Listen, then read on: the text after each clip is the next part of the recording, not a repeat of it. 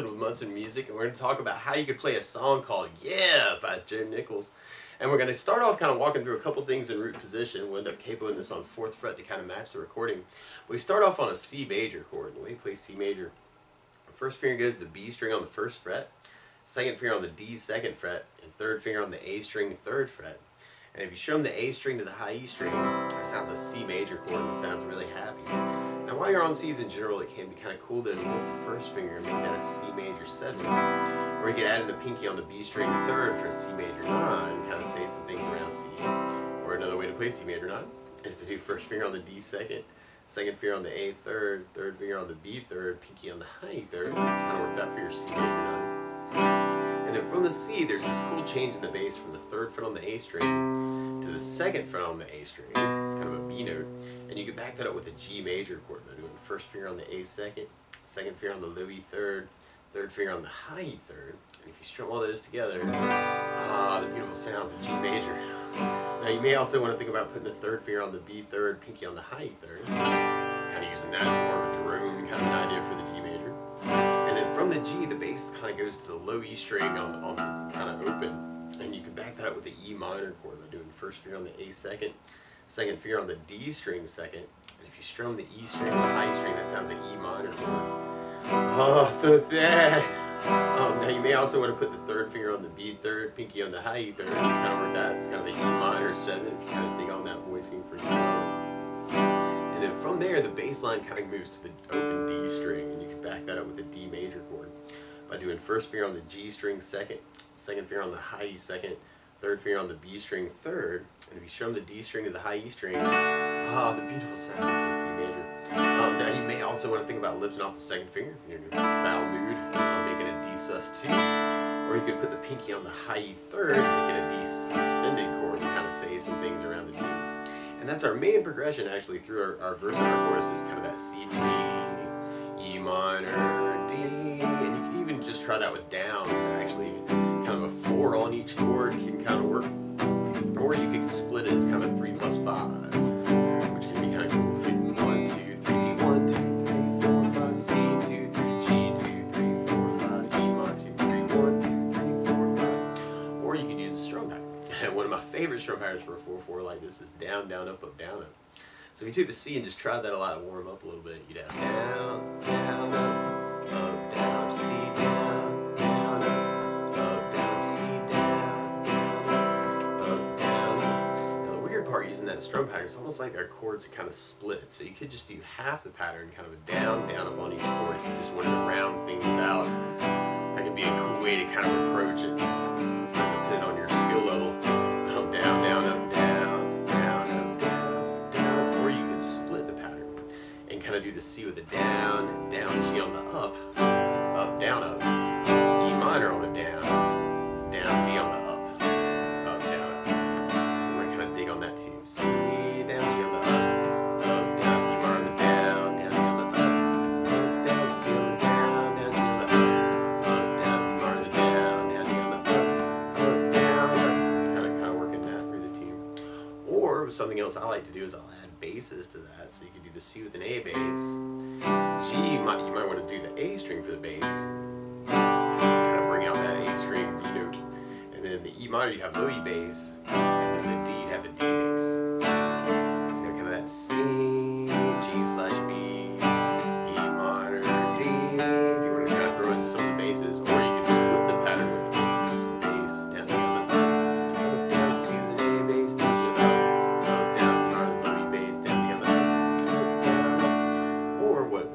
feels like through the tune. It's something called a 16th note strum pattern.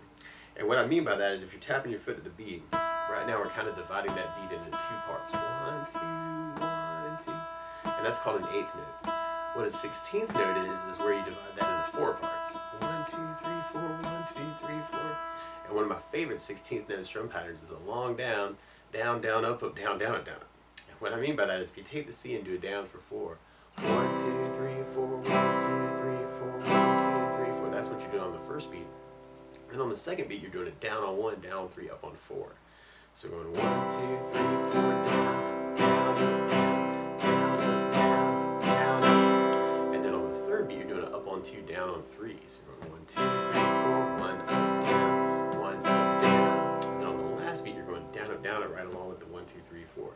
So down, up, down, up, down, up, down, up, down. So all together, you got down, down, down, up, down, down, up, down, up, down, down, up, down, down, up, down, down, up, down, down, down. And just like the 8th note pattern, we can kind of do just our half pattern idea, kind of our C, down, down, up, G, down, down, up, D minor, down, down, up, D, down, down, or you can add basses to that. You can get a bass, down, down, up, E minor bass, down, down, D with the E bass, down, down, C with the A bass, G with low E bass, E minor with the low E bass, D with the D bass, or you can kind of half the pattern. And this could be kind of cool, is to kind of do the C with the down, down, down, and then you may want to hit the G on the up, down, down, up, down, or you can make it an up, bass, down, up, bass, down,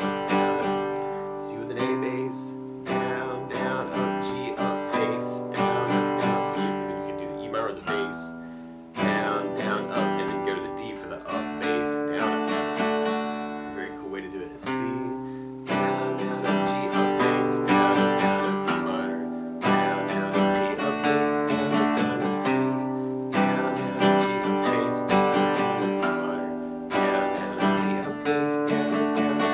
There's a couple variations of that you may want to play around with too. I was kind of digging on a down, up, down, up, down, up, down, up, down. Kind of split the chords too, where you do the C with the down, up, and then go to the G for the down, up, down, up, E minor with the down, up, D with the down, down, kind of dig on that. C, G, E minor, down, up, D, down, C, E minor, down, D, or you can add basses to that. C, G, E minor, bass up, down, bass, down, bass up, down, down. So we're going to kind of dig on that too. And we'll basically be repeating that until we get to our bridge part. On our bridge, we get to do our whole strum pattern on the C, whole strum pattern on E minor, and then we go right back into kind of our C to G idea 2 times, and then kind of a big hit on the last D. G, E minor, D. Now the weird part is, though, to play along with Joe Nichols, instead of starting on a C chord, he's starting on an E major chord. So to play along with the recording, what you want to do is take a capo, and you put the capo on 4th fret, and now your C is really an E major chord, and your G major is really a B major chord, and the G/B is really a B/D sharp, and then your E minor is really a G sharp minor, and the D major is really an F sharp major. But you can kind of work that any of those ways, kind of working the down idea. You can do just the 4 if you wanted to, or you can do the 3 plus 8, 3 plus 5. E minor 1, 2, 3, D 1, 2, 3, 4, 5, C, G, which can be kind of a cool way to do it too. Or you could use the down, down, up on each chord. G, E minor, D, or you could add basses to that. Bass, G, E minor, D, and on that G, maybe you use the A string for the bass if you kind of dig on that G/B change. Or you can split the pattern and kind of have the C, down, G, up, down, E minor, down, down, G, on the up, down, C, on the down, G, on the up, down, E minor, down, D on the up, down,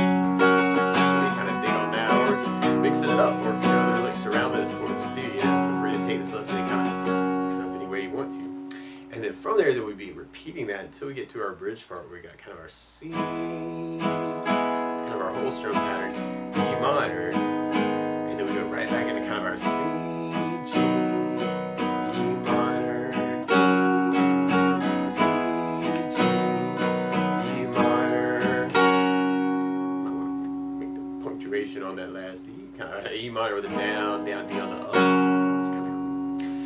Or you could dig on the 16th patterns. You could even mix it up between those two, which can be very cool.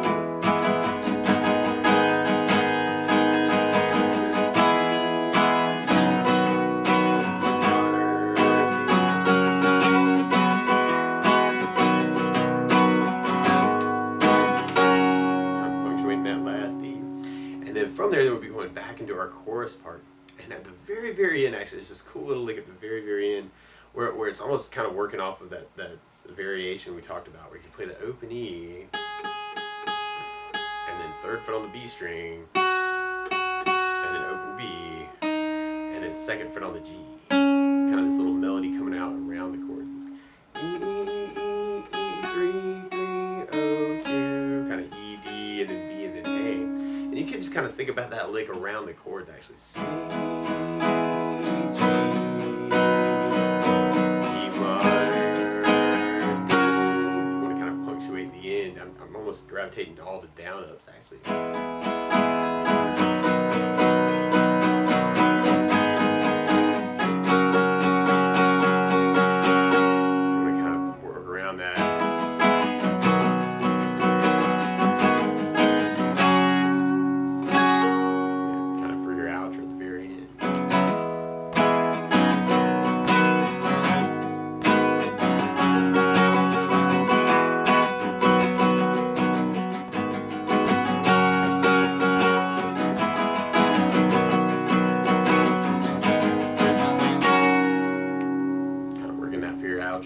Part of me really wants to hear G chord really bad.